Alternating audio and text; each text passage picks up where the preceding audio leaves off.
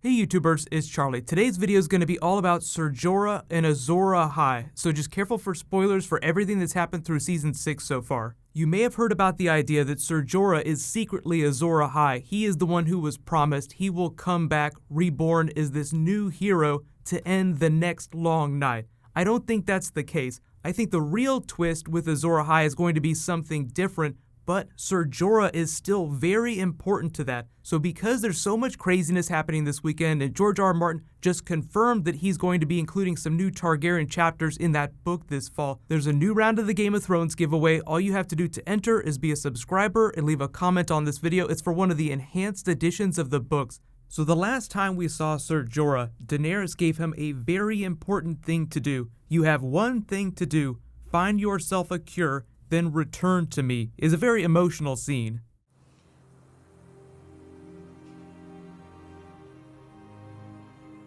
I'll always love you.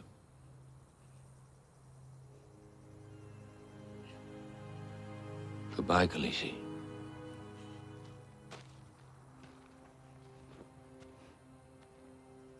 Do not walk away from your queen, Jorah the Andal. You have not been dismissed. You pledged yourself to me. You swore to obey my commands for the rest of your life. Well, I command you to find the cure. Wherever it is in this world. I command you to heal yourself. And then return to me. When I take the Seven Kingdoms, I need you by my side.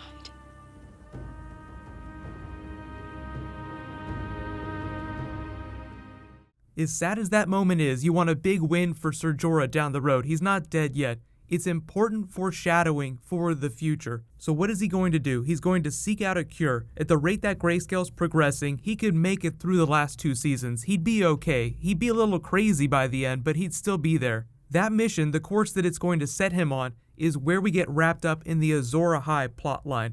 There's this runner that there's going to be a revelation of someone who is the Song of Ice and Fire who will save us from the long night. This mythical leader who was the prince that was promised. Most people believe that it's Jon Snow. There are a couple alternative theories, but the big twist is going to be something a little bit different. I think they're going to try and flip your heads on it because all the cast members have been saying, oh, it's going to blow your mind. You won't be prepared for it. So it's not going to be some simple answer. But even if Jorah is not Azor Ahai himself, the reason he's very important to this theory is because as he's seeking a cure, there are only a couple of places in the world that you can go to get that. There are many centers of learning and knowledge in the east. Asshai, the place where Melisandre comes from, the place where Daenerys' dragon eggs came from, is this really crazy place where a lot of people study the occult, shadowbinders, people with abilities like Melisandre. Hopefully the show goes there at some point, but I don't think we'll ever actually get to it during the main series. Red Priests themselves also have crazy healing abilities, but usually it comes at great cost.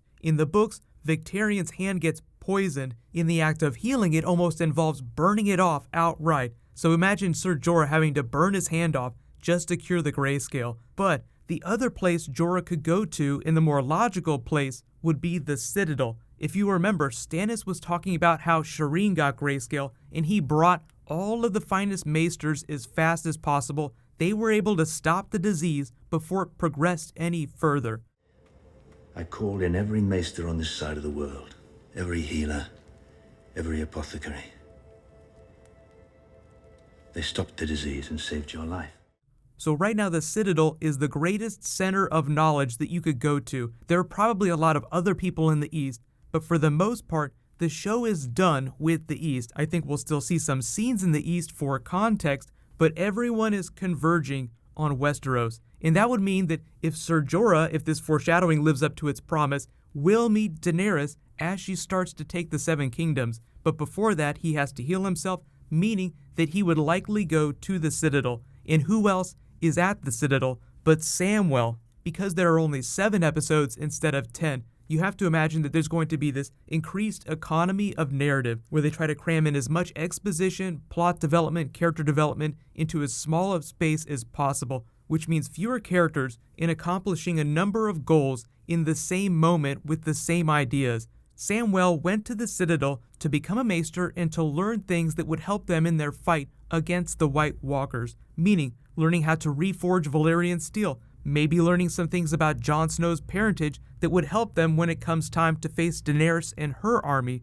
Thinking about the convergence of characters now, if Ser Jorah were to come to the Citadel looking for a cure for grayscale, he would eventually run into Samwell, and it's very convenient for them to align those characters whereby Samwell helps Ser Jorah find a way to cure his grayscale, and then they both go their respective ways until they meet again when Daenerys finally meets with the forces of the North. So you'll have someone on each side who has some information that's very important to the plot. This is who Jon Snow really is. This is how we fight White Walkers. We need a lot of the resources that you have. We need your manpower. We need an alliance. And look what else we learned. There's this common thread binding you by blood. So there are just so many reasons why we should team up. So you have Ser Jorah telling this to Daenerys and her forces. You have Samwell telling this to Jon Snow and his forces. So they each sort of learn information at the same pace. We also have to address the importance of Bran when it comes to conveying information. He's sort of the WTF guy who shows up and says, there's this crazy shit that's going down, and guess what? Your father was secretly a Targaryen. So you could tell that to Jon Snow, and he might believe it, he might not believe it. But the rest of the people, the rest of the Lords of the North, the other forces that they're going to have to be working with, will need some proof. And that's where you get to Ser Jorah and Samwell, because Bran is Mr. Prophecy, but prophecy is one thing. Most people say prophecy be damned, so you have to have some concrete evidence to present people with. And where would you find stuff like that?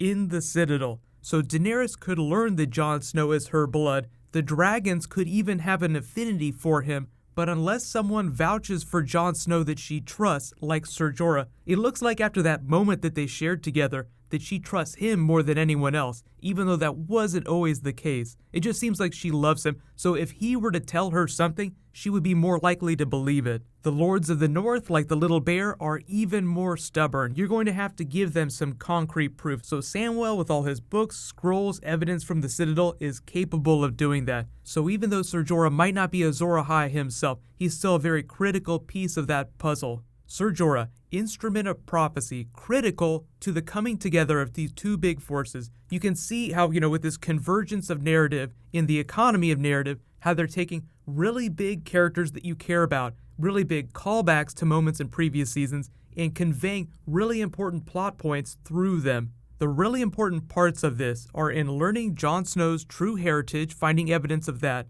Jorah curing his grayscale, and Samwell learning about the importance of dragonglass. You remember the offhanded way that the show started teasing that Rhaegar Targaryen might not be the person that everyone made him out to be, that Robert made him out to be at the beginning of the series?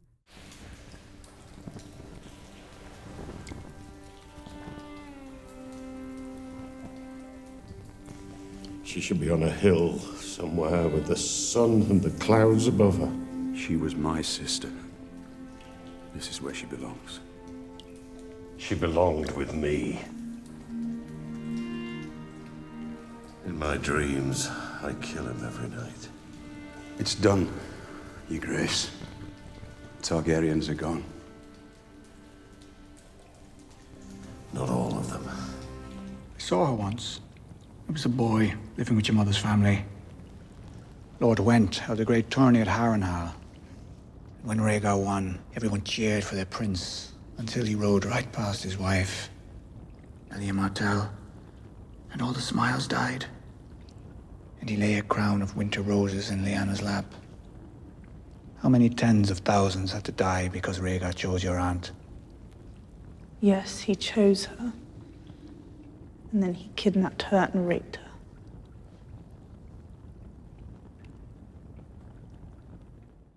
You hear Robert's comment, everything that you see tells you that he is the hero of the story, but then you get this really big bomb dropped in an offhanded remark. Maybe the things that you believed weren't true. This is where the big twist with Azor Ahai comes in. So the idea that it's not any one person, even Rhaegar himself, as we learned from Littlefinger, was not a bad guy, and from Barristan Selmy, who told really funny stories about him. He took the strict letter of the prophecy that it would be a child of his, a prince who was promised, but it's a Valyrian prophecy, and High Valyrian is gender neutral, so the big twist, I think then, is that it's going to be two people, Daenerys and Jon Snow, not just one Azor Ahai figure. So let me know, how do you think that Ser Jorah is going to figure into the revelation of all this important information in Season 7? And I'll say congratulations to the new giveaway winner, Eddie Lindsay. Please private message me on the back end of my channel so I can get your contact details. There was a new round that started in this video. I'll announce the winner the next time I post a Game of Thrones video. Please leave all your requests for bonus videos in the comments below. Because it's Super Bowl weekend, I'll be posting a bunch of trailers later tonight, so there'll be links coming out through the rest of the day. While you wait for that, you can click here for more Game of Thrones Season 7 videos, and you can click here for more Super Bowl trailers. Thank you so much for watching, everybody. Let's high five. I'll see you in the next video.